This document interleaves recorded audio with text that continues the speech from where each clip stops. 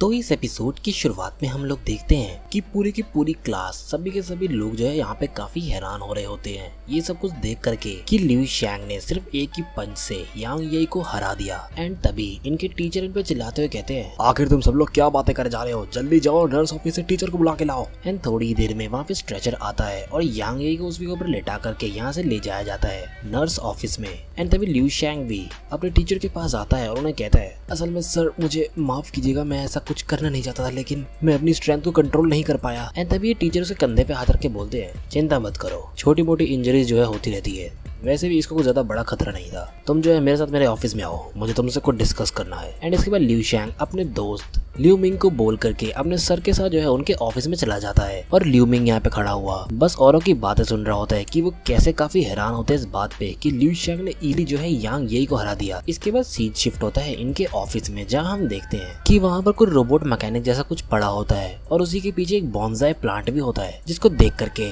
लिu शैंग यहाँ पे कहता है, कमाल की बात है सर, मेरे को पता नहीं था कि आपकी कुछ ऐसी हॉबी भी है। एंड यहाँ पे सर कहते हैं, ये बस थोड़ा सा जो है टाइम पास हॉबी है, वैसे भी सबके पास अपने अपने सीक्रेट्स होते हैं, तो मानते हो ना मेरी बात। तो लिu शैंग इसके बाद ये टीचर अपने मन में सोच रहे होते हैं कि लिu शैंग तुम्हारी वाइटैलिटी जो है सिर्फ 0.8 होनी चाहिए। एंड इसके बाद लिu शैंग से बिल्कुल फेस टू फेस होकर पूछते हैं, क्या तुम किसी तरह के ड्रग तो यूज नहीं कर रहे हो अपनी स्ट्रेंथ को जो है फोर्सफुली इंक्रीज करने के लिए? तुम्हें पता होना चाहिए कि फोर्सफुली अपनी वाइटैलिटी को इंक्रीज करने के लिए ड्रग्स का कंजम्पशन स्कूल में बिल्कुल प्रोहिबिटेड है, साथ ही साथ ये तुम्हारे शरीर के लिए भी काफी हार्मफुल भी है। लेकिन तभी लिu शैंग भी यहाँ पे कहता है, कौन सी ड्रग्स, मैं बिल्कुल कुछ यूज नहीं कर रहा, मैं कसम खा सकता हूँ इस बात पे। एंड इसके बाद ये टीचर एक बॉक्स को खोल के उसमें से जो है एक राउंड सी पावरफुल बॉल यहाँ पे दिखाते हैं और कहते हैं, ठीक है, इसी बात पर तुम्हारी जो है वाइटैलिटी को दोबारा से टेस्ट किया जाता है, अगर तुम कोई ड्रग्स इस्तेमाल करते हो तो इससे पता चल जाएगा और उसके बाद हम तुम्हारी कॉम्बैट स्ट्रेंथ को जो है असेस करेंगे।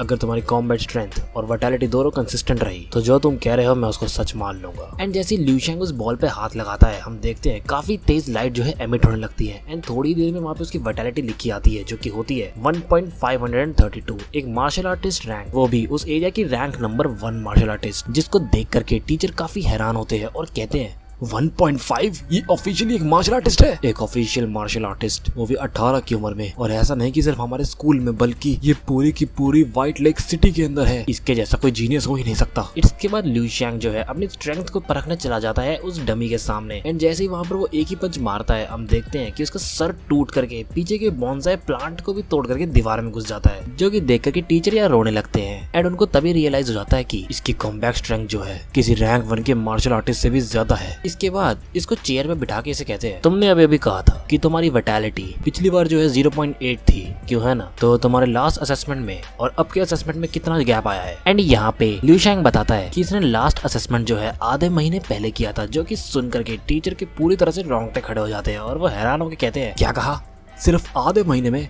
तो तुम मुझे ये कह रहे हो कि तुमने आधे महीने में अपनी वाइटैलिटी को 0.8 से 1.5 तक बढ़ा लिया? एंड लिu शैंग यहाँ पे बोलता है, मेरी वाइटैलिटी की रैपिड इंक्रीज का जो रीजन है वो असल में एक सीक्रेट है, मैं आपको बता नहीं सकता। दूसरी तरफ टीचर्स जो है यही सोच रहा होता है, इसने अपनी वाइटैलिटी को सिर्फ एक महीने में डबल बढ़ा लिया है, इसकी ओवरऑल कॉम्पैक्ट स्ट्रेंथ भी जो है रैंक 1 के मार्शल आर्टिस्ट को सरपास करती है। जब मैं स्कूल में था मेरे रिजल्ट्स बस डिसेंट थे, उसके बाद अपने कल्टीवेशन पे काफी मेहनत करने के बाद मेरे को कई सालों के बाद मैं एक रैंक 2 का मार्शल आर्टिस्ट बना और मिलिट्री में एंटर किया। लेकिन मेरे को एहसास हो गया था जंग के मैदान पे कदम रखने के बाद कि इंसानों के लिए इन मॉन्स्टर्स को हराना हमेशा हमेशा के लिए नामुमकिन है, और सिर्फ वो लोग जो इन मॉन्स्टर्स को हरा सकते हैं वो सिर्फ वही लोग हैं जिनकी स्ट्रेंथ इसकी तरह अनरीजनेबल है, उन लोगों का ग्रुप जो खुद में ही एक मॉन्स्टर है। एंड इसके बाद टीचर जो है लिu शैंग को एक ऑफर देते हैं एक स्पेशल क्लास का, जो कि स्कूल में जो है दी जाती है बेस्ट टीचर्स के द्वारा बच्चों को इन सब चीजों में काफी आगे बढ़ाने के लिए। लेकिन यहाँ पे लिu शैंग जो है इसको डिनाई कर देता है और कहता है, आपका शुक्रिया, लेकिन मैं जो है अपने करंट क्लास में ही जो है कर सकता हूँ। एंड वो मन में सोचता है, बिल्कुल मैं और भी ज्यादा तेजी से आगे बढ़ सकता हूँ अपने सपनों में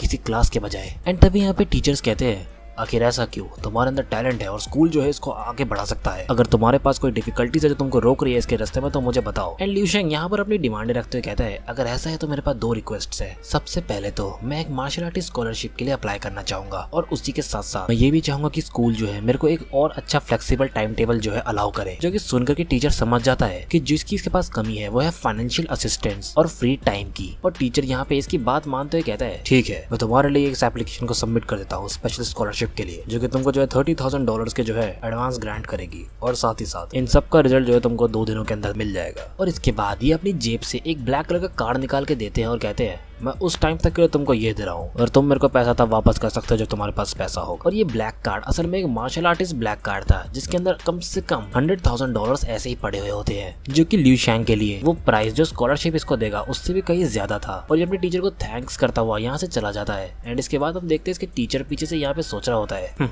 ये सच में कमाल है, लिू शैंग कभी सोचा नहीं था कि व्हाइट लेक के स्कूल में कुछ ऐसा बच्चा भी है। ये 18 साल का भी नहीं है और इसकी एबिलिटी जो है किसी सेकंड रैंक के मार्शल आर्टिस्ट नहीं, एक फर्स्ट रैंक के मार्शल आर्टिस्ट से भी कहीं ज्यादा है। मुझे इस बंदे को जो है सीक्रेट रखना होगा नेशनल एग्जामिनेशन से पहले तक के लिए। ये हमारा जो है सीक्रेट वेपन होगा और मुझे सही समय चुनना होगा हायर अप्स को इसके बारे में बताने के लिए। वैसे भी मेरे लिए सब कुछ सिर्फ कोई नेशनल एग्जामिनेशन नहीं है, बल्कि मुझे खुशी है कि इतने सालों के बाद कोई सामने आया है जो उस जगह पे जा सकता है।